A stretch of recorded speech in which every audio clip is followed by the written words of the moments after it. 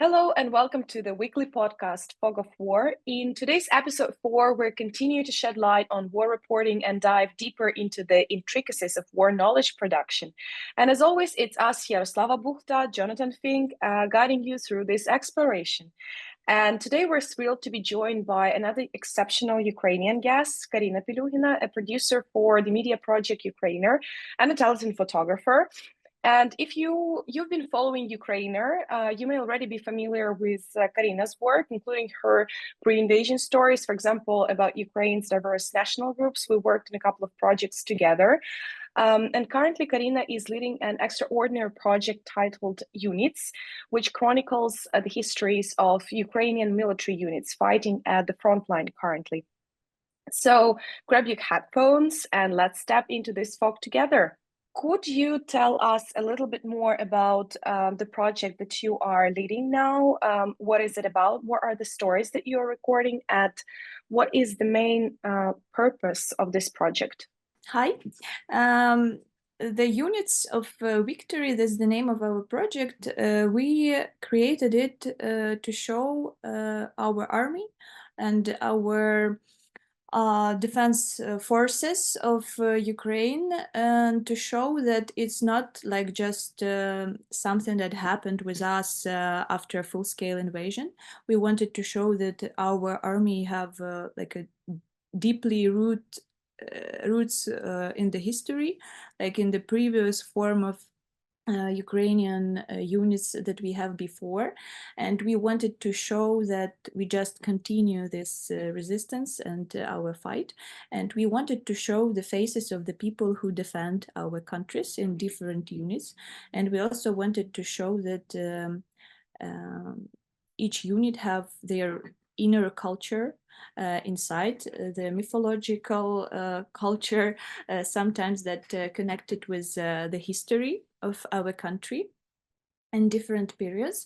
And we trying to document the stories of the people, first of all, their motivation to keep it for the next generations of Ukrainians. And also to help with recruitment campaign, because it's very important for people now join the army, and we want to show the different units and different opportunities that they have, the different specializations, like if you want to work like on the sea and or on their behind the line, for example, or in infantry, artillery, something else. So it's like also educational purpose to show people where they can go. It's interesting because, in a sense, it's like on the one hand, it's media that are showing the history and faces, and on the other hand, it's army, which is a structure that is meant to be very rigid, very secret, and like we don't show anything to anyone. So, and you show like people, things, faces, their everyday lives. How do you navigate this like army secrecy and like media image of the unit? How do you get permissions? What are the challenges? Are you censored in any way? So permissions, it's the most difficult in this process, but I'm strongly sure that the Ukrainian army, I think, is the most open for the journalists in the world, because foreign journalists or Ukrainian journalists, you can see the reporting from the trenches on the front line, like the FPV drones are flying behind you and under you, and I never seen something like this like in other countries. And so the army is open, but the other difficult, but like everything builds on the trust, and you need to receive the accreditation of Ukraine Defense Forces, like every media, every journalist need to receive it. And after that, you go into the unit, to the press officer, to the top management of some brigade, and you like tell them what they want going to show. And Usually, if the situation on the front line is wide a little bit, they give you the permission, but sometimes not. And you also need to understand that there are a lot of journalists like from all the world that come in and want to work with some unit, but they don't all receive this access because too much requests, and the press officers need to like make a priority list who can work with them first, and it has sense. It's not kind of like censorship or some like I don't know, I like this media or I don't. They trying to understand what impact this material could have, and because if it will be like a short note in some newspaper, local newspaper, and they will spend a few days in super extremely conditions on the front line, it doesn't worth it. And so sometimes the press officer make this priority, and and uh, um, and I think it's good because that's impossible to give this possibility to all. So when we work like because our format is long documentaries, and usually we have permission for it, but sometimes for some permissions we wait like for half of the year or even the year, because for example if you work with some for example with security service of Ukraine, like I'm not sure that it could be possible like in other country to make a big documentary and to follow them to the missions. I think it's something unusual in Ukraine. But if you will work hard and will have enough of time to wait, and you can finally receive it. So it depends of what you want to do and where you want to work, but it's possible to make. I was going to jump in there because one of the press officers of a particular unit, he's no longer there, but he was with a unit in Hostomel, is Operator Starsky. And I think he's one of the sort of interesting examples of what a communications officer within a particular battalion can actually achieve, and how the boundaries can be pushed. Obviously, he created an extensive YouTube channel. He's created a big personality, as it were. But there's a very fine line between sort of communicating for his battalion and generating this huge audience. And he had to be very, very careful. And he still is very careful with what he says. How much does the success of, say, a battalion's communication officer come down to that individual and their personality and their inventiveness and their willingness to push the rules, let's say, further than perhaps people thought they could be pushed?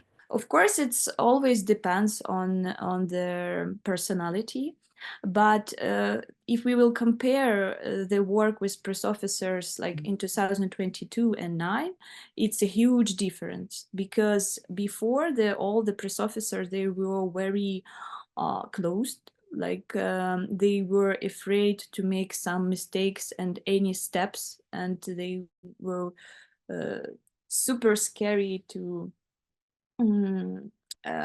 work with journalists. But now that's different, because different battalions and brigades, they drafted the people from media, from communications, from PR, from journalism. And now I see a lot of my colleagues in the army, and they know how it works, and they know what journalist needs, like not only like the person who will tell you the story, but sometimes you need some this action and to show how they work, their real life and something like this. And a lot of people who work journalism as a journalist in the civilian life, now they understand all this request, and it's became much more easier And now, like every brigade, I think they realized that they need new people in their units, and they need to be more open and to show how they why people need to join their unit, and they start posting more in their social media. They start make some special PR campaign or something like this. So it's very interesting how this like marketing connected with the army. That's what we see now. Yeah, it's like music videos by the third assault, Tretya Shturmova. It's it's something special. I've never seen any, say, other troops or any other even like war context where brigades would record music videos, or I don't know, they're really good. They're not like, yeah, it's something outstanding and impressive to me. And these people are still fighting. So actually, that's, I guess, my next question. So where's the line between like kind of marketing side and like, okay, we're dancing TikToks and stuff, and actually these people are fighting, they're actual soldiers, they're at the front line, they're dying, they're losing their friends, and then you still have to like do the TikToks. Like, how does it work? It could goes in the same time, because the TikToks works for like young audience who want to join with the purpose of mobilization or for the donation, because donation campaign is also very important. A lot of units, they collected money through the social media when they show how they work and for what reasons they need this money. And so it depends on the format and what is the purpose. If it's mobilization and collecting money, this marketing format like advertisement, they works. If you want to show something deeper and for the people to understand what's going on the front line, to keep people thinking about the war, and that every Ukrainians are responsible for everything that goes on the front line, and every unit depends of our support in different types of support. So you choose the other format of video or articles, podcasts, and etc. So it depends, but I'm not sure that it's like some fight between this. And then for you as a producer and as a person who works very closely with these units, right? So you become friends with soldiers, you become close to them. Some of them, again, sometimes they get killed. Sometimes so the army in Ukraine now has a very high, level of trust from the people, and it's considered to be a sort of like heroes, like undoubtable authority, and so on. So my next question is, I guess, it's about how you navigate this like proximity and this friendship that you build with the soldiers, and then you have to depict them as a journalist. So where is this line between like objectivity and showing them as they are? So how you filter information, if you filter it in any way, and then in general how you navigate this personal versus professional side. Yeah, it's not easy. I don't remember, but someone of my colleagues, I think it was Julia Kochetova, the photographer, and she told that the war is always personal. And for us, it's always personal. Like all these people that we filmed before, or that I made the photos, almost a lot of them become my real friends, and I'm sent to them high quality tea. Like that's my ritual to keep in touch with them and to make something warm and kind for them, to show the support. And a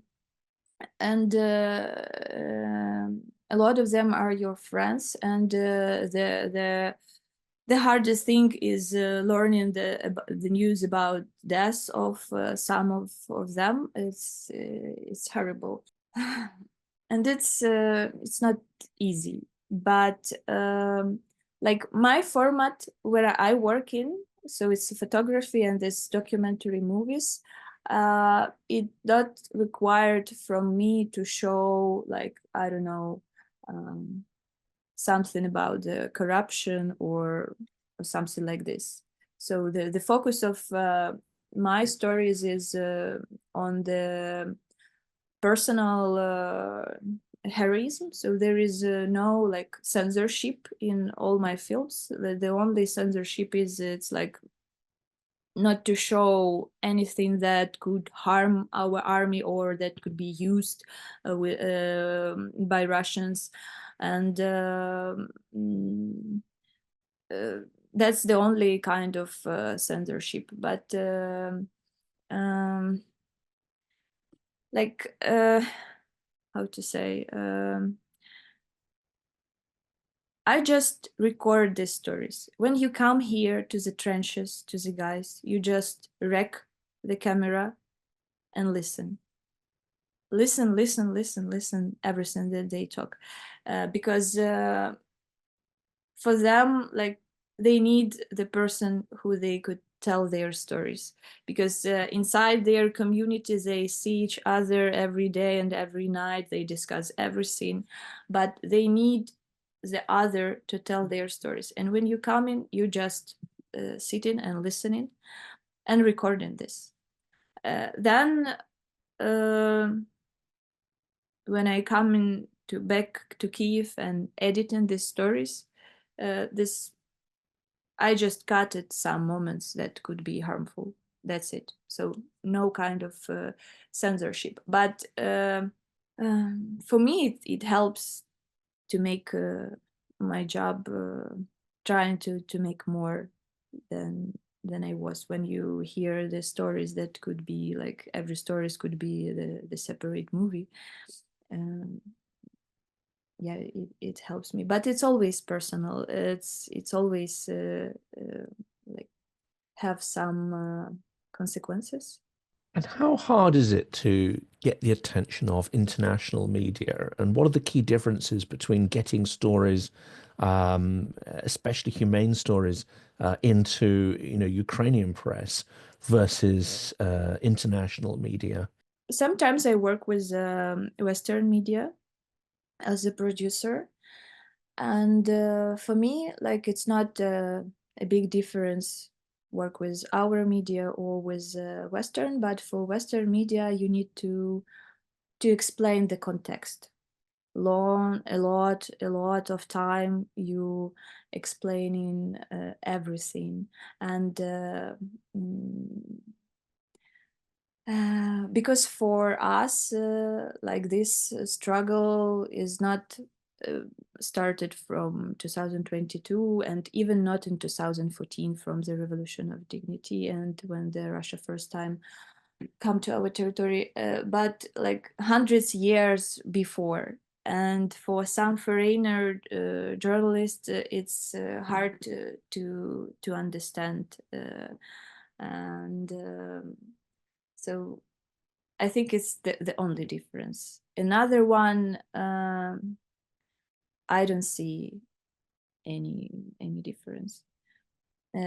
Some of like, maybe that was, I'm super happy because I heard the stories from my colleagues that who works with foreign medias, that sometimes they come and they are looking for stories, like horror stories or with blood, with something very tough. But all journalists that I work with, they were very like empathic person. No one trying to force someone crying or do what they don't want to do to make this emotional reaction. So maybe I'm just happy, but I think the foreign journalists and Ukrainians, they are like working the same circle, and they are like, there is no needs to make some difference in the stories or how to work with them. And like, you work with the army very closely, and you are a woman, you are a journalist woman. So I was just wondering if it has any impact on the way you interact with people, because we know the army is a very kind of hierarchical and gendered structure. And despite Ukrainian army moving very much towards being more like open to women, and then allowing women to take up combat positions and so on and so on. So it's like an ongoing debate in Ukrainian society. But like, how is it for you to be there? I think I have a big advantage now that I'm a female reporter, because of the situation on the front line and in each units where you come. For now, they don't have enough people to fight. So if you come to the unit, and if, for example, in the company, it have to be like 100 people, for now they have the half, because a lot of them get injured or died. And there is the huge request from the militaries to the civilian people who are by the law have to join the army. So they really want that the more people come and join. And for example, like by our law, it's a young man, or not young, but it's a man, I think, if I'm not mistaken, from 25 years old, yeah, till 60, and they are waiting for this man. And because a lot of our soldiers like left their families in the beginning, left their businesses, left like favorite job and everything that they have, and they joined the army to protect the land and the freedom and these values that they fighting for. And they are expecting that the other Ukrainians will do the same. And when I'm coming there, they don't feel this from me, because I think if I would be the man, it could be like kind of question between us.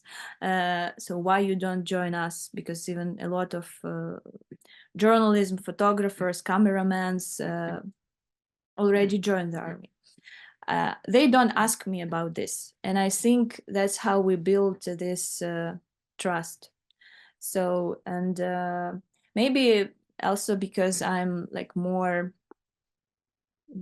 empathic, maybe, I don't know why. I'm just coming and sitting, and they tell me everything that they feel, and I don't know how it works, but I think it's more about this situation with mobilization that helps. And a lot of people also ask me how, because like it's super society was masculine society, but Yeah. I never seen such a level of respect to me, like I think in civilian life. So when you come there, you're like a I don't know, like a super guest that they want to protect and to help make everything that I need for my reporting. And how you mentioned that they just like are open and they start telling their stories. But then when you edit, right, you have to be also aware of what the audience wants to hear. So as like what will bring views probably. So there's always this commercial side, and we can't just, dismiss it. That's or maybe we can. That's the question. So how do you navigate this like personal side and then this rational understanding of kind of that it's still a media product that you need to publicize, that you need to promote, that needs to bring views or money from views. How does it work for you? I'm trying to cut the information that already was telling by someone else. Like, I'm trying to show something new and to find the question and the stories that will show and tell something new about this war and about the personal experience. And I think that's the only thing, because we never follow, like, we don't do like this research, what people want to see, what people want to hear.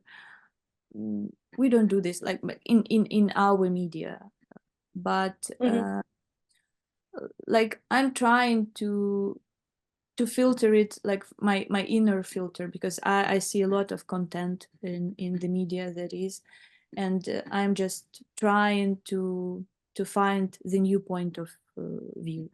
And are there stories that did not make it online that are still with you, that you hold in your head, that were not told, but still you remember them, for example, for some reason? Yes, a lot of stories like this, and like, I even do notes, and maybe to just to even in Ukrainian, we have a huge like archive of our Yeah. archive, yeah, and we not deleting nothing. So, for example, if we go to the frontline trip, it's like for a week or 10 days, and we have materials like for 40-50 hours, and when we do editing movie, it's just a 1 hour or 1 hour and a half, but we keep all previous interviews in this archive, because we understand how valuable is it, and maybe in the future we could do, I don't know, the book or something else, or if it won't be Ukrainians, I don't know, after a nuclear explosion, maybe someone after us will work with it, but they need this facts, this evidence of Russian crimes, and this evidence of this personal stories of the people, their motivation, and it's also like our present for the next Ukrainian generations. And there are a lot of stories that it's dangerous to tell now, because they have some secret information, and I just keeping it inside, and it's helped me deeply understand the situation on some direction, for example, or on some battle that was before. And and a lot of like very horrible stories are also with me. Like, for example, like the story of the man that he had a friend, and his friend died in his arms, and his head was like blown off, and he was forced to collect the part of his body under the fire to bring it home and to bury it with dignity. And I can't add this story, for example, like to the movie, because I think it's too hard and it's too personal. And he told me this just because that was on his heart and he want to share it with someone. But I understand that he don't want to everyone knows what he goes through, and you just keep it, and it's always with you, like, you take the part of the pain of other person, and it's became also your pain. How do you manage that? I mean, that's a lot, and then you you still have to remain sensitive. And it's been like, okay, 3 years since the beginning of the full-scale war, but then 11 years of war. And then how do you manage to keep like the human side of things? I don't have an answer. If they do the things like this, I need to be strong too, because if I won't, like, I don't deserve these people and to live with them in the same time. So it also like kind of motivation for me to continue. And I don't know, the sports helps me, like training hard, and it helps. And I think it's impossible to stay like unharmed after the work with the stories like this, but you accept this reality, and it's impossible. I think you're not machine. We are all human beings, and you empathize to everyone.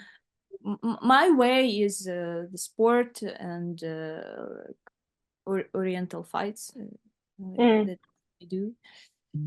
Yeah, it helps. In one of in our previous interview, actually, Serhiy, he mentioned that for Ukrainian journalists, reporting on the war was not a choice, sort of. So this is war, and it's happening in your country, and there's no other way to there's nothing else to report on, in a sense that like it's your war and you have to do the work. So what do you think about that? What is your take on this? Yes, I'm totally agree with him. We that wasn't our choice, but it becomes our reality, and we can't act by another way. It was the same like when I just started. Before I worked in documentary, and I never made before the full-scale invasion. I never made reportings from the front line.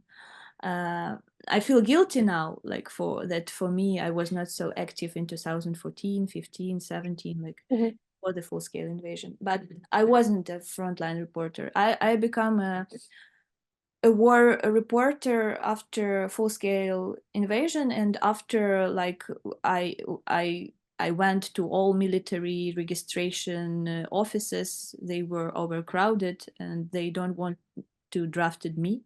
And so I decided to do what I can do the best, to document the war and the people and the stories. And now like before full-scale invasions, the journalist works like they also do the same, but we were fighting with some inner enemies. We wanted to build a modern country that developing, that growing, that very creative, and we wanted to show that our country is not like a part only of Soviet Union history, but that we have our own history, and we are creative, we are smart, and we can build the country that we dream. And now all these people showing how we fight for it. Like nothing were changing, but only the conditions, I think. It's an interesting thing that you said, like that we were showing, the country that we wanted to build, and now these people fight for this country. From all the stories that you face and that you hear from the people, are there stories that give you hope? And are there the stories that like show light to you? Is it important to tell such stories? Because there's this kind of take that war is always like blood, it's horrible, it's horrors, horrors, horrors, it's violence, violence, violence, and that people are looking for violence. But then where is this place for the stories that are about hope, about light, about something good in people? Like every stories for me is the stories like this, about this hope and light, because even the stories that I told you before about the man who that his friend died on his arms. After that, he took part in extremely difficult operations, like behind the line in Crimea, in Black Sea, in Kupiansk, in Chasiv Yar, in trenches, and he continued fighting, you know. And I ask him, why, after all your experience, after all pain and violence that you see? And he tell me, how can I do by other way? Look, I can't do another. I can't sit in and just waiting when someone achieve the freedom for my country. I just can't. And he's continuing, and this, like, I don't know how to explain it, but it is some like I'm trying to find what is this fuel, yes, inside them. Fuel, yeah. Fuel, yes. Yeah. And it's the story about hope for me. Like I'm trying to find it, and I see it not just like it is like one story in a unit. Like every people that you talk with, they have this. And where it was born, I don't know. I'm trying to explore it. And for example, or like I'm 32 years old, yes, and I remember the revolution of dignity very well. It wasn't Maidan, but when you meet in the unit the guy, he's 18 years old, and he joined like 18, 19 years old, and 1 year he's already in the unit, and he joined like after school to the army, and it was his choice. He wanted, and he saw the news about the revolution of dignity, like I think only on books on YouTube, but he has such a strong motivation, and the sense of how important for him is the freedom and his country, that that inspires me to, when I see this young generation that don't just use the TikTok, but also want to be the part of this resistance. That's a huge hope. That gives me the hope that even if I don't know, my generation will go, the next one will take it and continue this struggle. And returning a little bit to the question of foreign audiences and outside audiences, what would you want the foreigners, or like people outside of Ukraine, to know about Ukraine? What is it that you think maybe is lacking now, or among all the stories that you hear, what stories do you think should make it there, and what do you think that people should know about what is going on in Ukraine now? If they really want to deeply understand what the bravery is, they need to read more about Ukrainian history, and to read more the modern stories of our fight, and trying to compare it. Like for us, nothing changed. Only the conditions become like, I think now it's even easier to fight if it was in the previous centuries. And for example, like in the beginning of the previous century, the partisans who fight for the freedom, we don't even have like the country as we have now, yes, but there was the people who will fight and who know what means to be Ukrainian. And now we have this country, and we just continue to this fight. And I think the Western people and people from all over the world, it will be good for them to know more and to dig deeper in the history, and to understand that it's not just like a local conflict, something deeper. Yeah, and the units project, it's also translated into English, right? Yes, we So work on it. Yes, Mhm. we work on it. It's not easy. We are looking for volunteers. If there is Mhm. some readers or people who want to edit the translation, you're always welcome. Yes, we trying to do this. Yeah, I just feel like this work is so important, not only for, in general, like something Ukraine is doing. It's just so important, not only for the Ukrainian audience, for us to kind of understand like who we are, where we're going, where we come from, and what was behind. Because I remember, I think we worked together on the Holodomor series, for example, recording the last witnesses of the Holodomor. Actually, there was an anniversary to this tragedy just this Saturday, the 4th Saturday of November. And it's basically us being the last generation of people who can talk to the witnesses of those events. And then that's recordings, and then explainers. And then, yeah, so it's basically recording the human history for Ukraine, but also for people outside of Ukraine. And this, I remember we talked with you a little bit about memorialization of this event. So it's kind of, I was thinking about it just yesterday, that it's sort of like fighting propaganda for future generations, as in like, because in our previous also episodes we were talking to people, and there was this thing that they said that because we lack context, and because some people lack context, Russia finds it's very easy to kind of jump in and to be just, okay, this is our interpretation of events, because there is no other interpretation that you produce.